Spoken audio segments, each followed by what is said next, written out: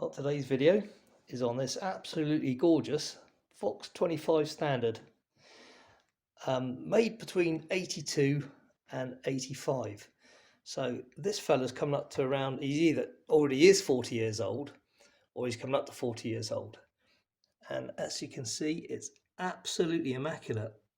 I was really lucky to get this because I actually didn't win the bid on it, but some sniper, snipers, you bastards, he won it and then refused to pay for it. So I got it at a fairly good price. And this thing is in absolutely superb, unused condition. A little bit about them. It's, as you can see, it's black finish. No prizes for guessing what model this is based on. It's made in a Matsumoku factory in Japan. Fitted with Damasio FS1 pickups. Not to everybody's taste. I think they're quite good. They're a little bit hotter than a lot of Strat copies. Solid maple body, maple neck, all one piece, and this absolutely gorgeous maple fretboard.